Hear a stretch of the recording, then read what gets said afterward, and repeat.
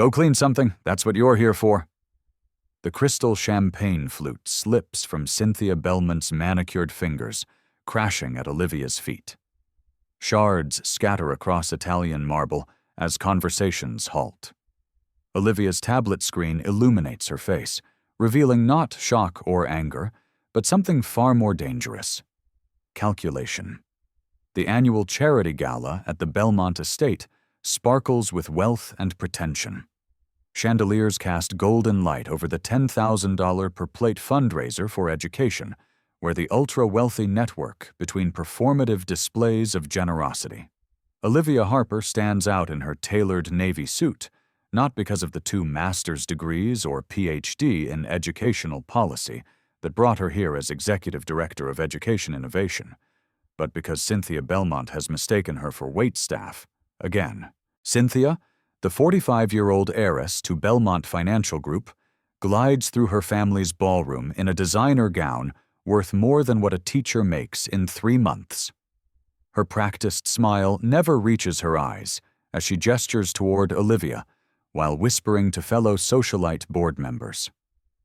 The foundation desperately needs the Belmont family's support for Olivia's groundbreaking educational initiative. 3 years of research, pilot programs in underserved communities, and meticulous data collection hang in the balance of tonight's presentation. Olivia sips water, feeling the subtle vibration of her phone. A text from Daniel. "You okay?" She doesn't respond. At 38, she's navigated harder rooms than this. From teaching in chronically underfunded schools, in neighborhoods that wealthy donors only drive through with locked doors, to directing a foundation with $50 million in annual grants, Olivia Harper has earned her place at this table through brilliance and persistence. The Belmont family's influence extends beyond their billions. They control access to a network of donors crucial for scaling Olivia's initiative nationwide. Tonight, she needs to secure their blessing despite Cynthia's thinly veiled contempt. The weight of responsibility presses against her chest with each breath, not just for her career, but for the students whose futures depend on breaking cycles of educational inequality. Silver trays float through the crowd, carried by actual service staff. Hushed whispers follow behind manicured hands. The temperature seems to drop several degrees as James Belmont enters with his entourage of financial executives. Unlike his wife, James maintains a veneer of approachability, a carefully cultivated public image that has served Belmont Financial Group well through 2 financial crises. Dr. Harper, Anne Montgomery approaches, her elegant gray suit and natural hairstyle projecting the confidence of someone who broke barriers decades ago. At 65, Anne serves as the board's most respected member and was instrumental in recruiting Olivia. "Are you ready for your presentation?" "Always," Olivia responds, shoulders straightening imperceptibly. "Remember why we brought you in," Anne says quietly. "Not despite your background, but because of it. These children need someone who understands both worlds." Olivia nods, watching Cynthia intercept Daniel as he approaches with presentation materials. Cynthia studies the printouts, directing questions about projected outcomes to Daniel rather than Olivia. The 3rd time tonight, she's bypassed the program's actual architect. "Fascinating approach," Cynthia says to Daniel, though the proposal bears Olivia's name prominently. "Where did you come up with these metrics?" "Actually," Daniel begins, "Dr. Harper developed the evaluation framework based on—" "How creative," Cynthia interrupts, never glancing in Olivia's direction. "We should discuss adjustments before the board review." Olivia steps forward, tablet in hand. "I'd be happy to walk you through the methodology, Cynthia. The longitudinal data supports—" "There you are," Cynthia says, as though just noticing Olivia's presence. "We'll need more champagne for the donor announcement. And could you check on the catering staff? They're falling behind." The room doesn't quite fall silent, but conversations nearby pause. Daniel stiffens, Anne's eyes narrow slightly. Olivia begins her practiced redirection. As I was saying, our pilot program data shows significant— Go clean something, that's what you're here for, Cynthia cuts in, voice carrying just enough for nearby board members to hear. We'll handle the serious discussions. Will Olivia continue to tolerate these humiliations for the sake of the children who need her program? Or is it time for a different approach? Olivia kneels, methodically gathering glass fragments from the floor, even as a staff member rushes over with a dustpan. The room watches, uncomfortable, yet unwilling to intervene. She rises slowly, meeting Cynthia's gaze directly for the first time tonight. You've made a mess, Cynthia, Olivia says quietly, handing the largest shard to a server. Not the first time, I suspect. Cynthia's smile falters momentarily before returning with practiced precision. So helpful. Now, if you'll excuse us, the fundraising committee has actual business to discuss. The confrontation dissipates as quickly as it formed. Donors resume their conversations, the incident already fading from collective memory. Just another uncomfortable moment among the privileged, swiftly swept away like the broken glass. 3 days later, Olivia stares at her inbox in disbelief. The fundraising committee announcement lists Cynthia Belmont as newly appointed chairperson, the exact position that will review Olivia's grant proposal. Daniel leans against her office doorframe, coffee mug gripped too tightly. How? Olivia asks, scrolling through the email again. Her background is in art history. She has zero experience in educational policy. Her background is in being a Belmont, Daniel replies. The family donated the north wing of the Children's Hospital last month. Apparently, that qualifies her to evaluate evidence-based educational interventions. Olivia closes her laptop, pressing fingers against her temples. She'll bury our proposal. Can Anne intervene? Not without creating bigger problems. The Belmonts just pledged $30 million to the Foundation's general fund. Nobody's going to challenge Cynthia's appointment. Outside Olivia's window, rain streaks across glass, distorting the city skyline. 3 years of work, pilot programs in 5 districts, thousands of student outcomes tracked, a model that could genuinely narrow achievement gaps. All potentially derailed because one wealthy woman couldn't be bothered to learn her name. The committee meeting begins precisely at 2 p.m. the following Tuesday. Olivia presents from the far end of the table while Cynthia presides from the head, scrolling through her phone during critical data points. When Olivia highlights the 43% improvement in college acceptance rates among program participants, Cynthia finally looks up. That's very nice, Olivia. Very inspirational. Her tone suggests she's evaluating a child's art project rather than peer-reviewed research. But real change requires understanding the nuances of influence, something you wouldn't have learned in— Where did you say you went to school again? Harvard, Yale, and Stanford, Anne interjects, before Olivia can respond. Dr. Harper holds degrees from all 3. Cynthia waves this away. Academia has its place, but practical experience with these communities is what counts. I chaired the Metropolitan Museum's diversity initiative last year. Daniel coughs into his hand, masking what might have been a laugh. Our practical experience is documented in sections 4 through 6, Olivia responds evenly, directing attention back to her presentation. If you'll turn to page 17, you'll see the community engagement metrics that distinguish our approach.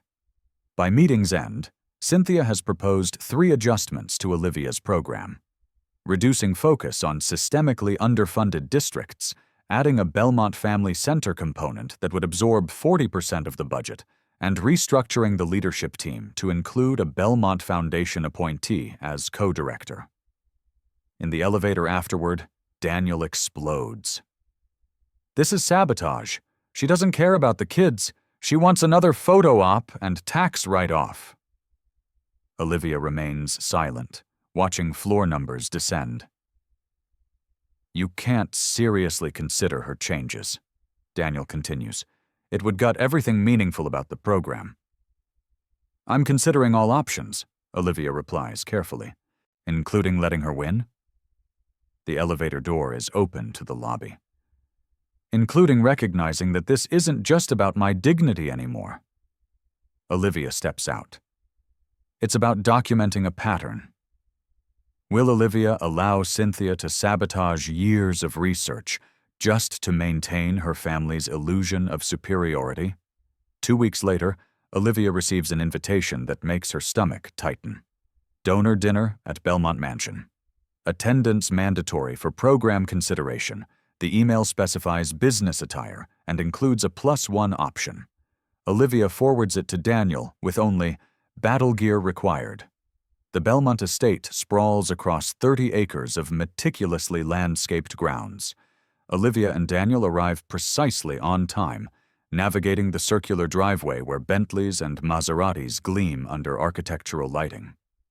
Inside, staff direct them to the East Salon, a room larger than Olivia's entire apartment. Dr. Harper, Mr. Reed, James Belmont greets them with practiced warmth. Unlike his wife, he at least pretends interest in their work. Cynthia speaks highly of your dedication. Olivia maintains her professional smile, knowing full well what Cynthia actually says when James isn't listening. We appreciate the Belmont Foundation's consideration of our initiative. James, Cynthia glides over, air kissing her husband before acknowledging their presence. I see our education team has arrived. She links her arm through Olivia's without permission, steering her toward a cluster of wealthy donors. Let me introduce you to everyone. This is Olivia Harper, our diversity hire with some interesting ideas about urban education. Olivia feels her pulse quicken, but keeps her expression neutral. The mental calculation runs automatically. Confrontation now risks alienating 12 potential 7-figure donors. The children who would benefit from her program cannot afford her indignation at this moment. Dr. Harper. She corrects gently, extending her hand to the nearest donor. My team has developed an evidence-based intervention that's already showing promising results in pilot districts. Throughout dinner, Cynthia ensures Olivia is seated far from the influential guests, between an elderly trustee who sleeps through most courses and a trophy wife more interested in her phone than education policy. When coffee is served, Olivia notices her cup, a chipped mug, noticeably different from the fine china provided to other guests. Daniel catches her eye from across the table, raising an eyebrow. Olivia gives a nearly imperceptible head shake. Not yet. Later, as guests migrate to various conversation clusters, Olivia analyzes the room's dynamics. She's always had a gift for pattern recognition. It's what made her doctoral research on educational outcome disparities so compelling. She sees how Cynthia positions herself between Olivia and any donor who shows genuine interest in the program. She notes which board members defer to the Belmonts and which maintain independent judgment. Most importantly, she observes how James Belmont watches his wife with increasing discomfort throughout the evening. Your proposal has merit, a voice says beside her. Damien Rochester, billionaire tech founder turned philanthropist, has somehow escaped Cynthia's gatekeeping. Particularly your emphasis on measuring outcomes beyond standardized testing. Thank you, Olivia responds, seizing the opportunity. Our longitudinal data suggests traditional metrics miss critical indicators of program success. I'd be interested in seeing those metrics. Rochester hands her his card. My foundation might have complementary interests. I'm sure Olivia would love to send you some reading material. Cynthia materializes between them. But, Damien, you simply must meet James's new investment director. He's revolutionizing our approach to education funding. As Cynthia leads Rochester away, he glances back at Olivia with a puzzled expression. She commits his email address to memory before Cynthia can confiscate his card. Will Olivia confront Cynthia's sabotage now? Or is she gathering ammunition for a more strategic moment? The final presentation before the board vote looms 3 weeks later.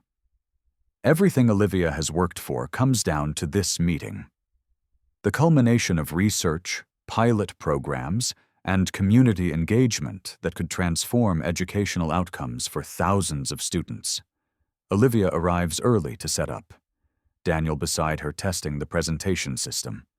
Board members filter in, taking their assigned seats. The Belmonts enter last. Cynthia radiant in a crimson suit that matches the foundation's logo. James distracted by his phone. Technical difficulties? Cynthia asks, noting Olivia's furrowed brow as the presentation fails to load properly on the main screen. Nothing serious, Olivia responds, though she had tested everything yesterday without issues. Don't worry, Cynthia says, voice dripping with false concern. I took the liberty of preparing a backup. We can use my version while your team sorts out the problems. Before Olivia can object, Cynthia distributes printed presentations. An altered version of Olivia's work with critical data points, modified, and emphasis shifted to components that would primarily benefit Belmont-adjacent organizations. Olivia watches board members review pages where her carefully constructed evidence has been selectively edited. On page 7, success metrics for predominantly Black and Hispanic schools have disappeared entirely. On page 12, budget allocations have shifted from direct student services to administrative partnerships with organizations that, Olivia suspects, funnel back to Belmont interests. As you'll see, Cynthia begins, standing to address the room, while Olivia continues troubleshooting the technology. The proposed initiative has promise but requires significant restructuring to align with foundation priorities. Olivia watches Cynthia systematically dismantling 3 years of work, presenting incorrect conclusions drawn from manipulated data. Board members nod, unaware they're seeing a fun house mirror version of her research.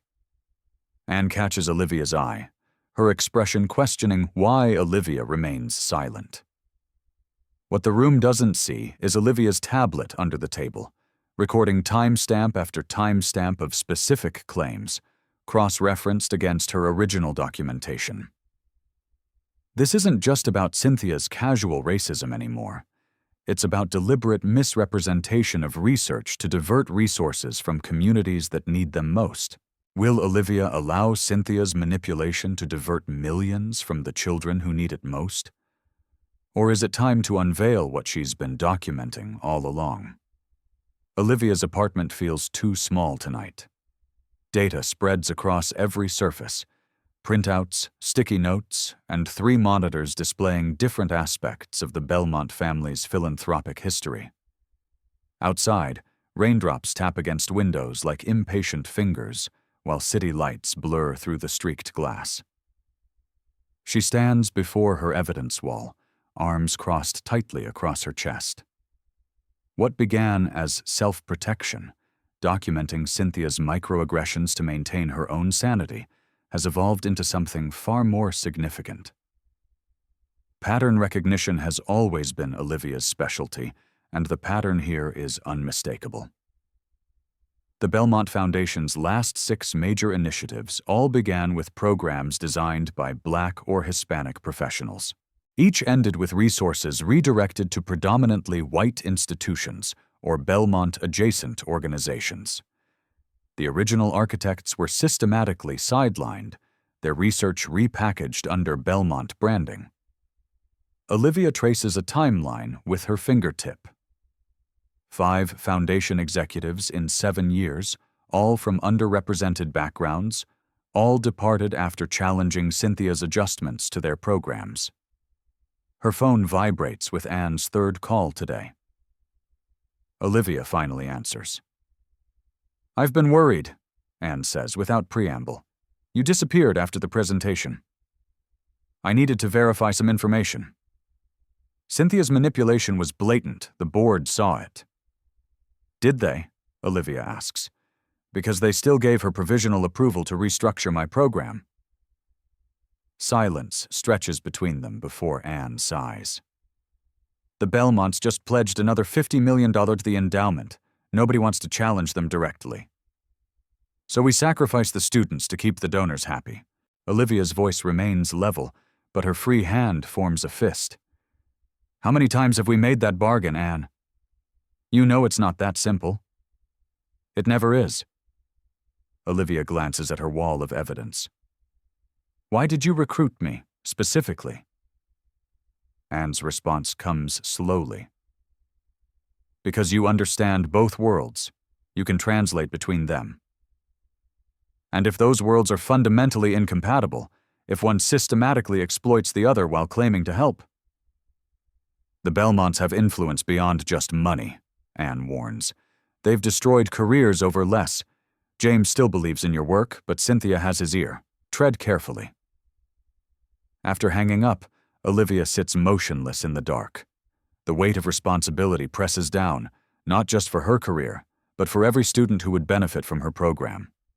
For their futures, she's tolerated Cynthia's behavior, swallowed her pride, played the long game. But at what point does strategic patience become complicity? On her desk sits a worn photograph in a simple frame. Olivia with her first class of students in South Chicago.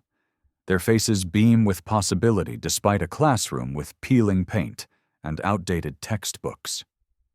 8 years later, against tremendous odds, 17 of those 23 students graduated college.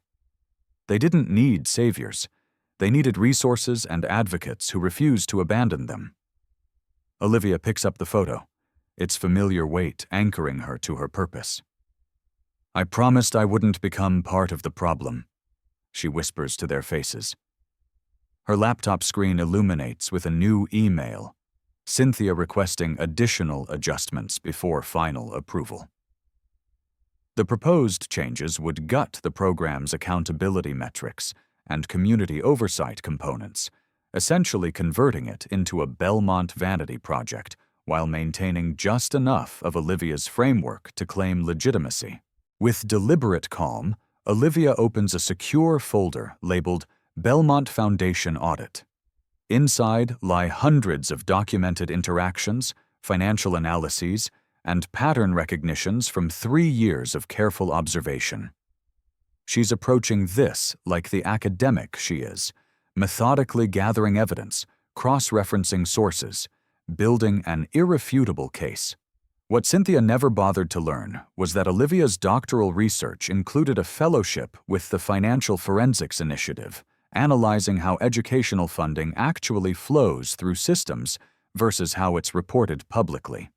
She can follow money trails that others miss, identifying how resources intended for marginalized communities often end up elsewhere.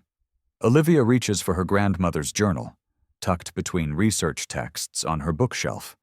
Elaine Harper had worked as a housekeeper for the Rochester family for 36 years, witnessing firsthand how wealth maintained itself through carefully constructed systems.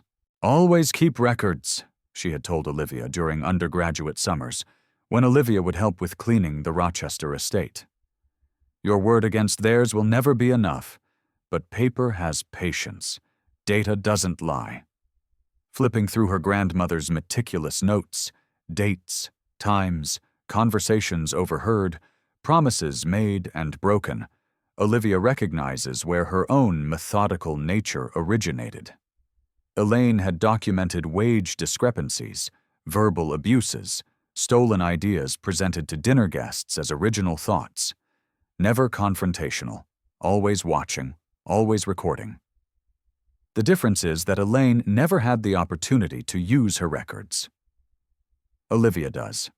She begins organizing her documentation into a cohesive narrative, focusing not on Cynthia's personal slights, but on the systematic pattern of resource diversion. Her fingers pause over the keyboard as she contemplates the consequences. The Belmonts' influence extends throughout philanthropy, finance, and politics. Taking them on means potential professional suicide. But allowing Cynthia to dismantle her program means betraying the communities she's promised to serve. It means becoming another well-educated professional who chose comfort over justice. They think I'm just an educator, Olivia murmurs, resuming her work. "They've never bothered to ask what I actually studied." By morning, Olivia has compiled her evidence into an airtight presentation. The story told through data is damning. Systematic appropriation of intellectual labor, consistent redirection of resources away from intended communities, and tax benefits far exceeding actual charitable impact. She sits back, exhausted but resolute. The next move requires perfect strategic precision. Direct confrontation would allow Cynthia to discredit her as disgruntled or emotional. Public accusation without proper context would be dismissed as ingratitude. Olivia needs a forum where the Belmonts cannot control the narrative. Witnesses who understand the significance of the evidence and timing that prevents immediate retaliation. Her gaze falls on an invitation she'd previously ignored: the National Education Philanthropy Conference, 3 weeks away.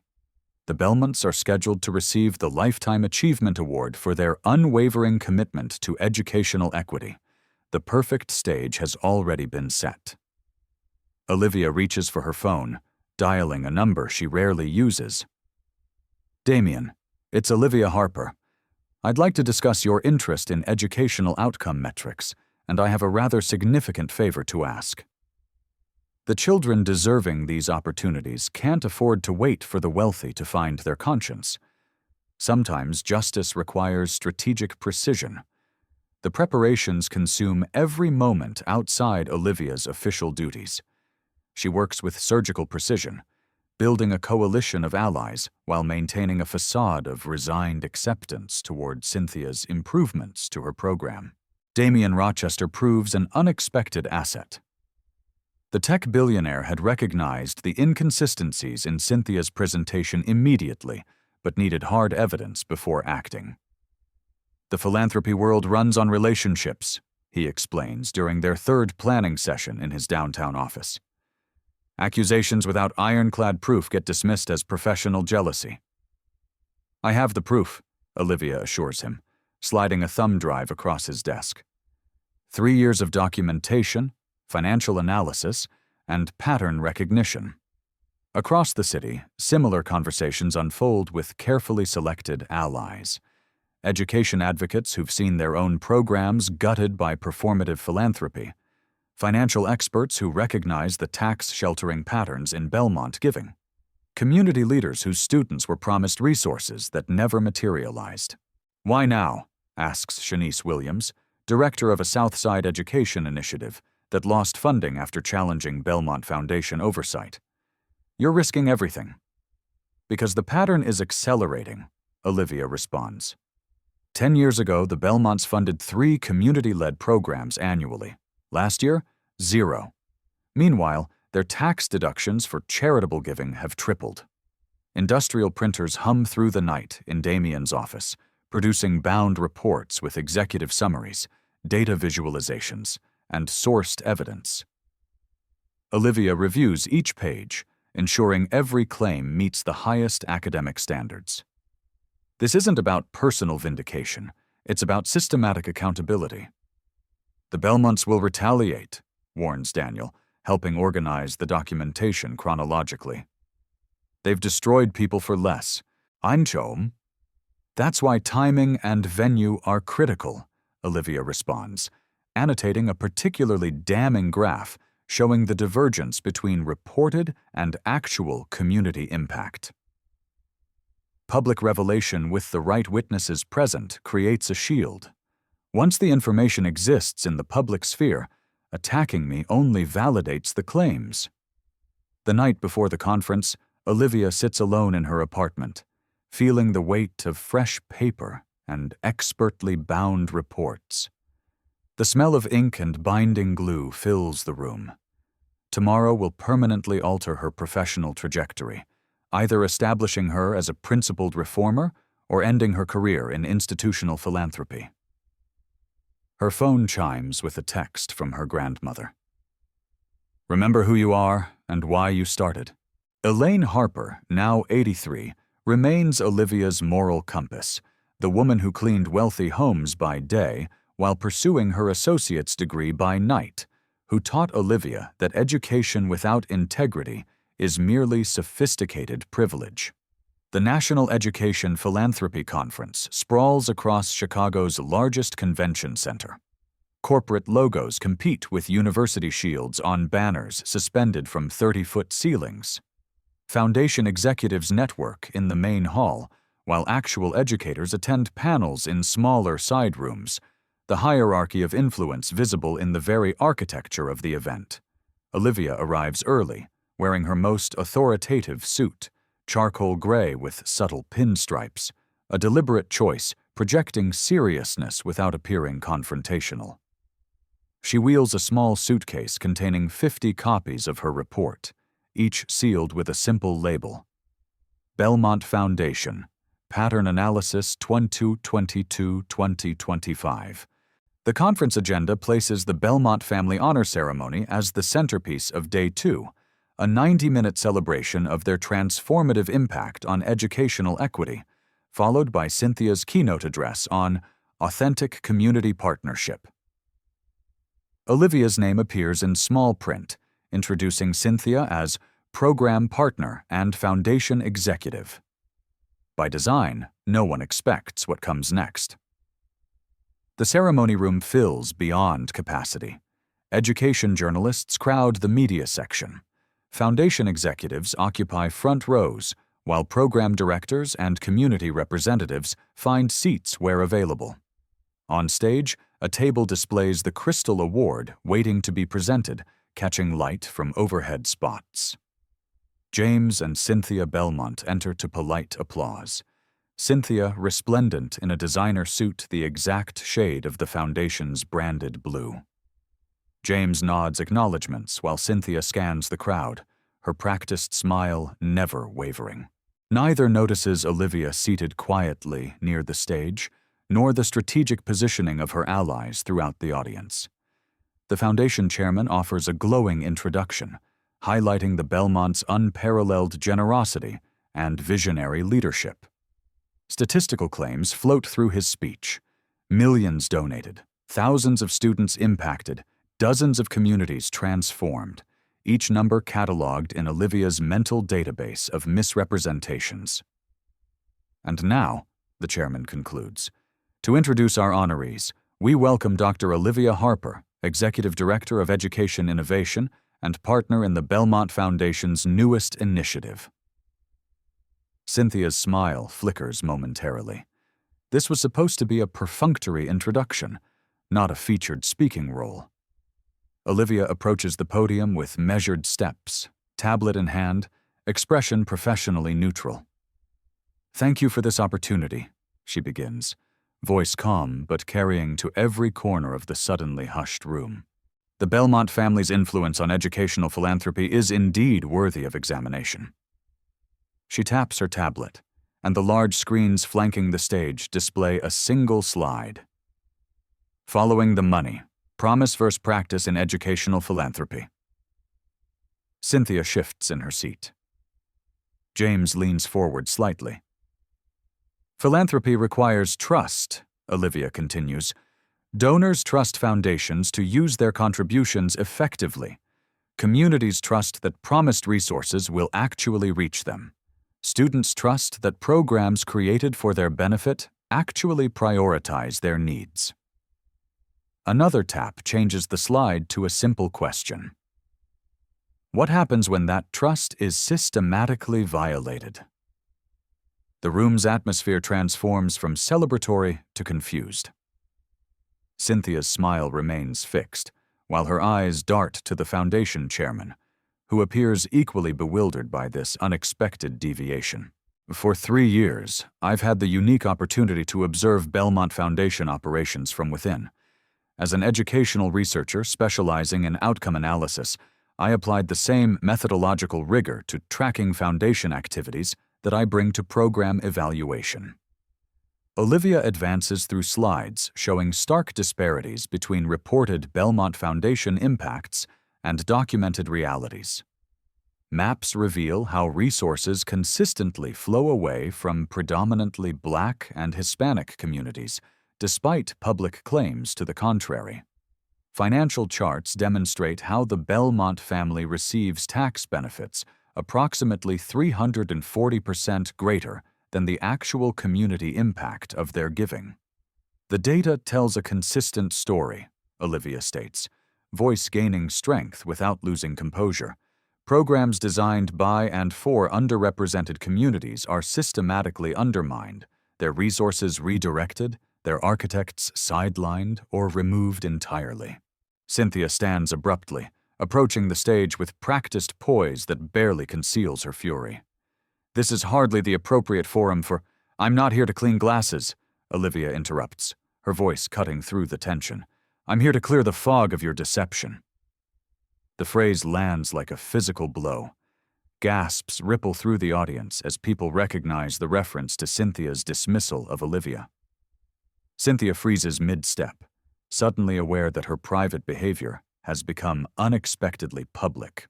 Before Cynthia can recover, the screens display video testimonials from community leaders describing promised Belmont resources that never materialized. Former Foundation employees share experiences of having their work appropriated and rebranded. Financial experts explain how the Foundation's structure maximizes tax benefits while minimizing accountability. Phones emerge throughout the audience, recording the unfolding revelation. Journalists type furiously on laptops.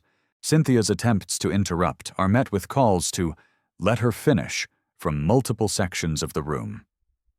"This isn't about personality conflicts or individual behaviors," Olivia clarifies, maintaining academic precision.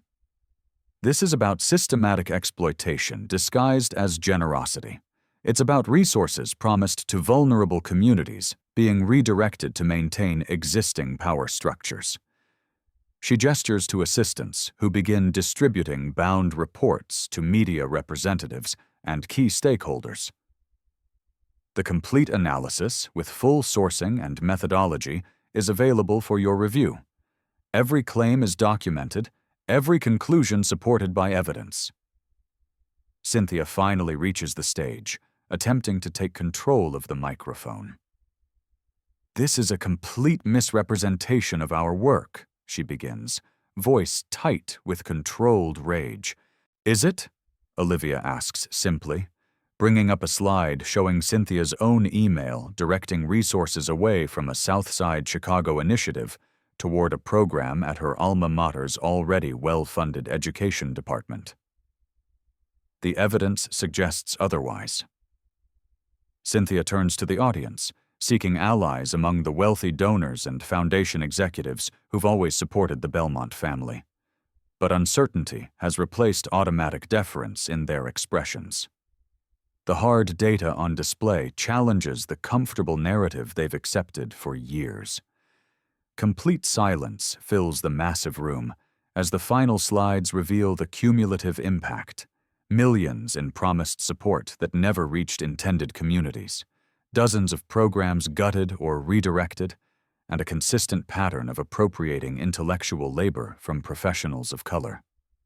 James Belmont rises slowly from his seat, face unreadable as he approaches the stage.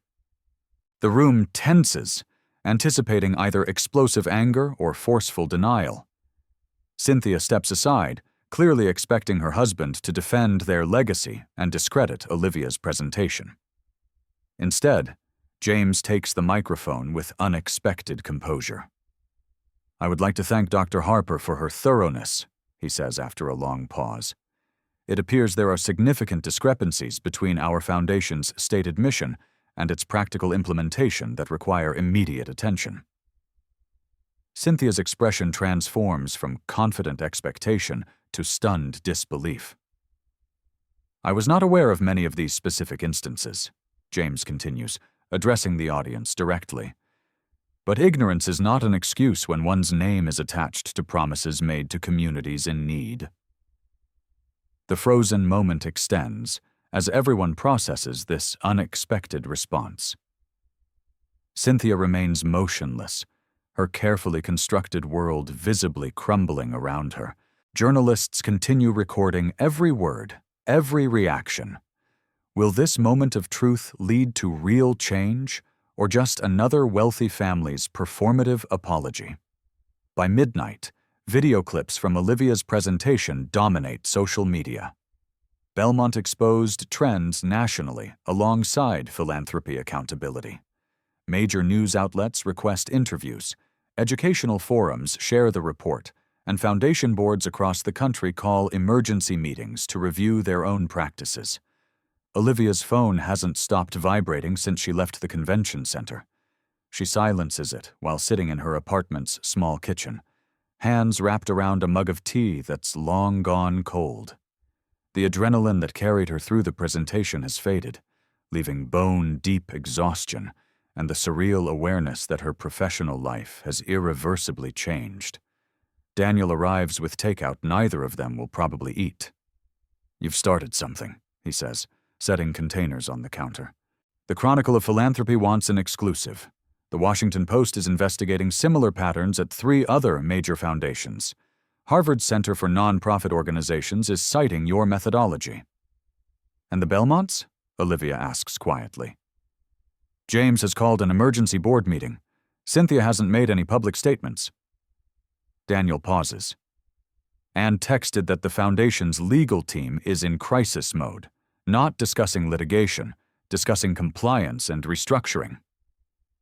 Olivia nods, processing this unexpected development. She had prepared for immediate retaliation, not introspection. "You took an enormous risk," Daniel continues, leaning against the counter. "Most people in your position would have either quit or compromised." "Most people in my position never had the chance to present unfiltered research," Olivia corrects him.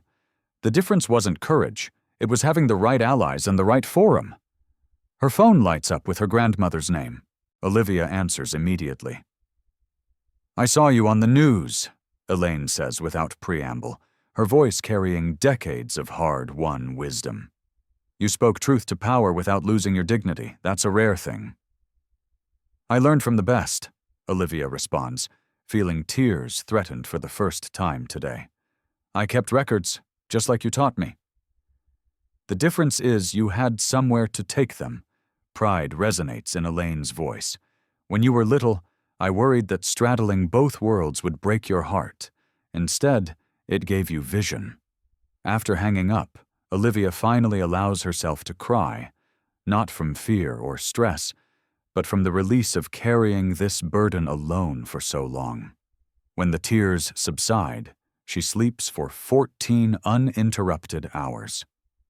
The Foundation's official response comes 3 days later, following marathon closed-door sessions with the board of directors. James Belmont personally delivers a public statement that sends further shockwaves through philanthropic circles. "After thorough review of Dr. Harper's research, we acknowledge significant failures in our foundation's implementation of its stated mission." Effective immediately, Cynthia Belmont has resigned from all foundation positions and charitable boards. "We are establishing an independent oversight committee comprising community representatives to review all existing programs and ensure resources reach their intended recipients." The statement continues with specific commitments, third-party audits of all Belmont charitable giving over the past decade. Restitution to communities promised resources that were redirected, and a complete restructuring of the Foundation's governance to include leadership from the communities it claims to serve. What surprises Olivia most is the absence of qualifying language, no misunderstandings or differences in vision. The accountability is unambiguous, the admissions specific and detailed. The emergency board meeting convenes the following Monday. Olivia arrives to find the Foundation's atmosphere transformed.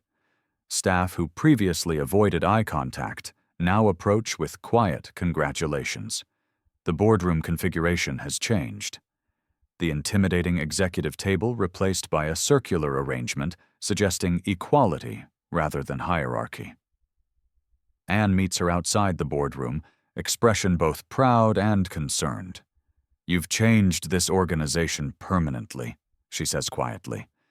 James has been asking questions about everything: funding allocations, hiring practices, program evaluations. It's as though he's truly seeing the Foundation's operations for the first time. And Cynthia? Gone, reportedly in the Hamptons while her publicist crafts a redemption narrative. Anne's eyes reflect decades of witnessing similar patterns. But the story has moved beyond her personal behavior to systemic issues across philanthropy. That's the real victory. Inside, James Belmont stands as Olivia enters. Gone is the distant financial titan, replaced by someone visibly humbled. "Dr. Harper," he begins, "I owe you and many others an apology. I allowed myself to remain ignorant of operations bearing my family's name. That ignorance enabled harm to communities we claim to support." The board meeting proceeds with unprecedented transparency. James announces Olivia's original educational initiative will receive full funding with its community accountability measures intact. Additionally, a comprehensive review of all Foundation practices will begin immediately, with Olivia invited to help design the evaluation framework. "We need to rebuild trust," James acknowledges to the assembled board, "not through promises, but through demonstrable changes to how resources flow and decisions are made." After the meeting, Olivia and Daniel stand by the floor-to-ceiling windows overlooking the city. Far below, traffic moves in organized patterns, each vehicle following established rules to reach its destination. "They never see you coming when they're too busy looking down," Olivia observes quietly. Daniel studies her expression. "You don't seem as satisfied as I expected." "Systemic change isn't about individual victories," she responds. "One foundation's restructuring doesn't address the larger problem, but it's a start, documentation that creates a blueprint others can follow." That evening, alone in her apartment, Olivia finally allows herself to examine the photos of students who will benefit from her now-secured program. Children in chronically underfunded schools who will receive resources previously reserved for institutions already flush with advantages. Communities who will maintain oversight of programs designed for their specific needs rather than having solutions imposed from above. For the first time in 3 years, she doesn't need to calculate how each word, each action might impact their chances. The weight lifts gradually, like a tide receding, leaving her lighter than she's felt since accepting the Foundation position. Her tablet chimes with an email from Damien Rochester. "Your methodology is creating ripples. 3 other major foundations have announced internal reviews of their giving practices. This isn't just about the Belmonts anymore. It's about accountability across philanthropy. When you're ready, we should discuss next steps." Olivia closes her eyes, feeling the culmination of years of careful documentation, strategic patience, and precise action. The confrontation was necessary not for personal vindication, but because the students deserved advocates who refused to be sidelined or silenced. She opens her laptop and begins outlining a framework for authentic philanthropic accountability, one that centers community voices, demands transparency in resource allocation, and measures impact through meaningful outcomes rather than tax benefits or public relations opportunities. The work continues. But tonight, she has won them time and space to build something better. 6 months later, Olivia stands before a different audience in a community center filled beyond capacity. Gone are the crystal chandeliers and designer suits. Instead, teachers, parents, students, and community organizers fill every seat, their attention focused on the data displayed behind her. "The results speak for themselves," Olivia explains, highlighting outcomes from the first quarter of the newly implemented program. College acceptance rates up 27%, teacher retention improved 32%, parent involvement increased 46%. Most importantly, students report 58% higher confidence in their educational futures. The presentation continues with community leaders sharing their experiences of genuine partnership rather than performative inclusion. A high school senior describes how the program's mentorship component helped her secure a full scholarship to Northwestern. A veteran teacher explains how new resources have transformed his ability to meet diverse learning needs. What no one mentions is the seismic shift that made this possible. The confrontation that exposed decades of philanthropic misdirection and created space for authentic, community-centered work. James Belmont sits quietly in the back row, his presence no longer commanding automatic deference, but indicating genuine commitment to learning. Since the restructuring, he has attended every community feedback session, asking questions, and actually listening to answers. The Belmont Foundation has transformed under new leadership. A diverse board comprising education experts and community representatives, with James serving as a regular member rather than chair. Every funding decision requires verification that resources reach intended recipients with impact measured by community-defined metrics rather than donor priorities. More significantly, Olivia now leads a coalition of education advocates implementing similar accountability structures across philanthropy. What began as documentation of one foundation's failures has evolved into a movement for transparent giving, with major donors nationwide being held to new standards of verifiable impact. After the presentation, Olivia addresses a group of young education professionals beginning their own careers in advocacy and system change. True power isn't in wealth, but in truth, strategically wielded for justice, she tells them, voice steady with hard-won conviction.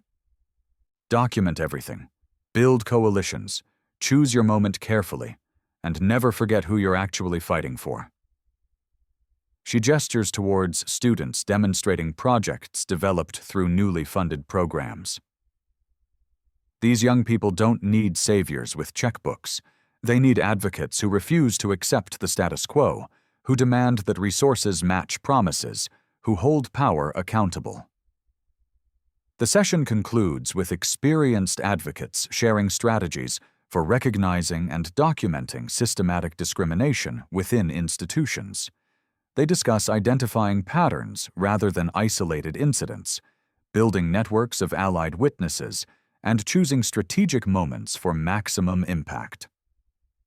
What happened with the Belmont Foundation isn't unique, Olivia explains. Similar dynamics exist throughout systems that claim to serve communities while primarily protecting existing power structures. Your responsibility is to recognize these patterns, document them methodically, and challenge them strategically. Later, as participants network over refreshments, the room buzzes with energy and purpose. Conversations focus on specific strategies for institutional accountability and community-centered design. New coalitions form between veteran advocates and emerging voices, bridging generations of experience in system change. Olivia watches from the sidelines, feeling the subtle vibration of her phone with messages from similar gatherings across the country. The applause that matters most isn't for her personally, but for the methodology she developed, a framework for transforming righteous anger into strategic action. Did this story resonate with your experiences? Have you witnessed similar dynamics in your workplace or community? Share your thoughts in the comments below. Your perspective might help someone else recognize patterns they're facing. If you believe in the power of strategic accountability and stories that reveal how real change happens, hit that subscribe button and join our Beat Stories community.